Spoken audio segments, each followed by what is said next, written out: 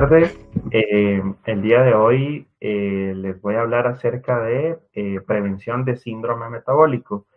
De igual manera, pues vamos a abordar el tema de síndrome metabólico como tal, eh, explicando generalidades acerca de la enfermedad para poderla entender un poco mejor. Mi nombre es Fernando Morales, especialista en medicina interna. Bueno, ¿qué es el síndrome metabólico? Realmente debemos comenzar hablando un poco acerca de qué es la enfermedad para poderla entender y comprenderla y obviamente, pues lo más importante, cómo prevenirla. El síndrome metabólico realmente pues es un grupo de trastornos que se van desarrollando o confluyen y se presentan al mismo tiempo. Dentro de la constelación de trastornos que el paciente presenta, está el aumento de la presión arterial, niveles elevados de glicemia o de azúcar en sangre, exceso de grasa corporal, que se van a ver afectados tanto hombres como mujeres.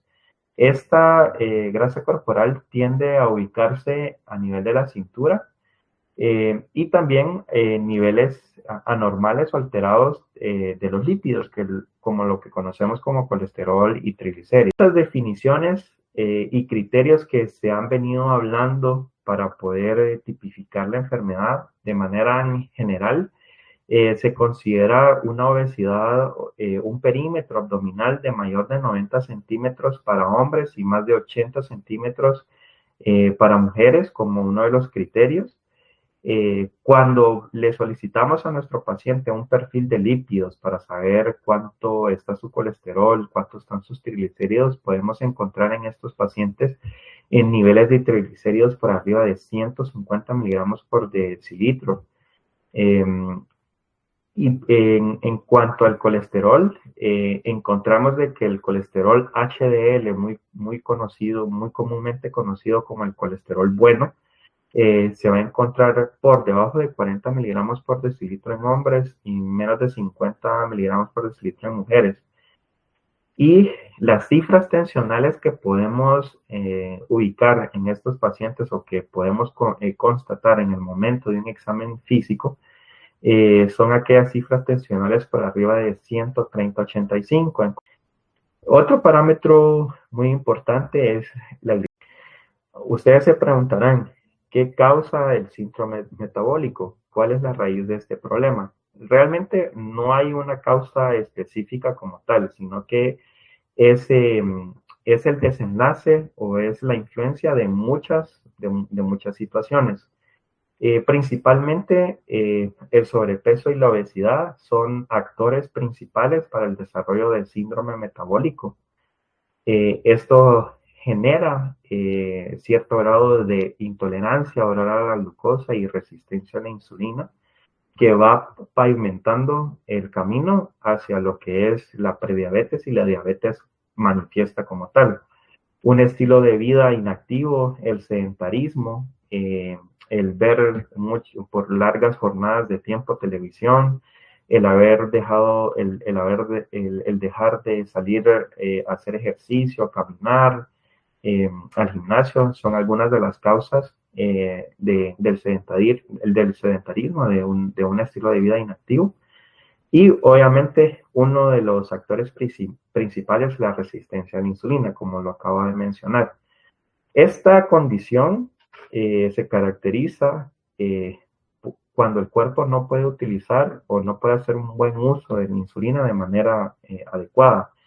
La hormona que ayuda a movilizar el azúcar en la sangre hacia lo que son las células, debido a que la glicemia, el azúcar, funciona como el combustible para el correcto funcionamiento de la célula. Cuando este combustible no puede llevarse dentro de la célula, se acumula a nivel de la sangre y entonces comienza a ocasionar el daño a nivel de los tejidos como cerebro, ojos, corazón, riñones. Y pues la resistencia a la insulina puede conducir a niveles elevados de azúcar en sangre como hiperglicemia. Entonces, allí es cuando ya logramos manifestar en un laboratorio una glicemia por arriba de 100 en ayunas o una glucosa postprandial fuera de su límite normal. La edad también es uno de los factores principales. Su riesgo va a aumentar a medida envejecemos. Y la genética. Normalmente los latinos, todos los países de Latinoamérica tienen una alta tasa de síndrome metabólico y es por nuestros orígenes, nuestra herencia, nuestro material genético. Y esto lo heredamos, los padres lo heredan a sus hijos y entonces en algún momento de la vida esto puede manifestarse como una enfermedad. Vemos cómo van confluyendo y cómo van haciendo una especie de sinergismo entre ellos. Aquí en esta diapositiva podemos ver cómo el inicio del sobrepeso es la base para el desarrollo de la diabetes y a esto sumado el trastorno de los lípidos va a culminar entonces en un exceso de insulina o de resistencia a la insulina. Nuestro cuerpo va a tener que producir más cantidad de insulina para lograr vencer a esa resistencia a la insulina. Y este hiperinsulinismo provoca de que nuestro páncreas envejezca de una manera más rápida de lo que debería de hacerlo y obviamente en algún momento el paciente va a desarrollar una diabetes manifiesta. Va a comenzar como una intolerancia oral a la glucosa, una prediabetes y por último va a culminar en una diabetes. Ahora bien, ¿cuánto tiempo va a tardar un paciente para pasar de sobrepeso a diabetes y el hiperinsulinismo? Pues estamos hablando de que esto no sucede en cuestión de días. Esto es una situación que tras muchos años en el cual el paciente tenga sobrepeso, son muchos años en los cuales va a tardar para que la enfermedad se manifieste como tal. Es por eso la importancia de poderla identificar durante esas etapas tempranas para lograr prevenir que se logre desarrollar una enfermedad como tal ya de manifiesto y que tengamos que empezar a tratar una enfermedad cuando pudimos en algún momento prevenirla.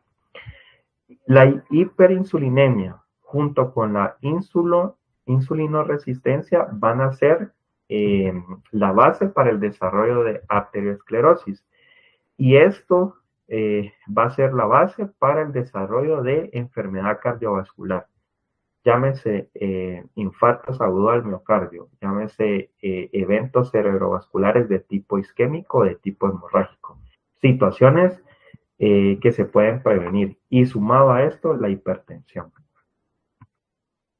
Y entonces vemos cómo la obesidad va a provocar altos niveles de triglicéridos en plasma, resistencia a la insulina, niveles elevados de colesterol malo o colesterol LDL, un estado de inflamación crónica que el paciente va a estar propenso a estados de hipercoagulabilidad, hipertensión arterial y obviamente pues niveles elevados de triglicéridos en plasma.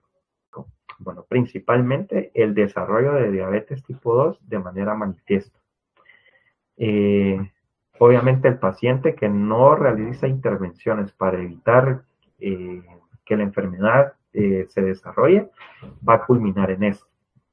Y enfermedades del corazón, como ya las hablamos, y enfermedades circulatorias, infartos, derrames cerebrales. ¿Y cómo lo vamos a prevenir? Que es el punto más importante de esta charla el día de hoy. Realmente la prevención o el tratamiento del síndrome metabólico radica o su punto medular es mantener un estilo de vida saludable para el corazón. ¿Cómo vamos a lograr esto? Teniendo un plan de alimentación saludable. Nuestra dieta debe de ser variada, tener en la mayor cantidad posible grasas saturadas, limitar las grasas saturadas y trans, tratar de eliminar en la mayor medida posible todos aquellos alimentos ultraprocesados.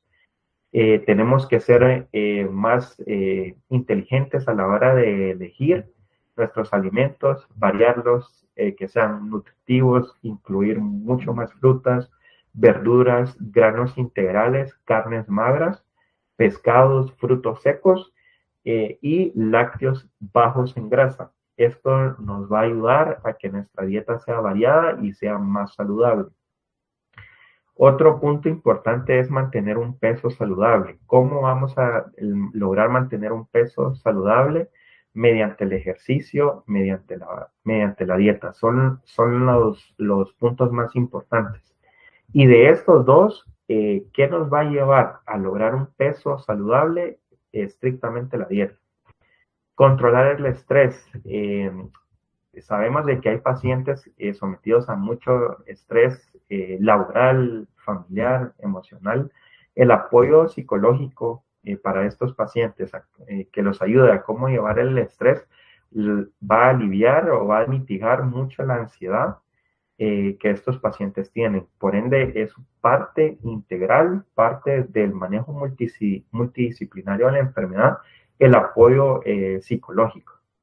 Dentro de la actividad física regular que debemos de tener es mantenernos activos todo el tiempo. Debemos de tener una actividad física de al menos 150 minutos de actividad física a la semana. Si podemos lograr más tiempo, mucho mejor.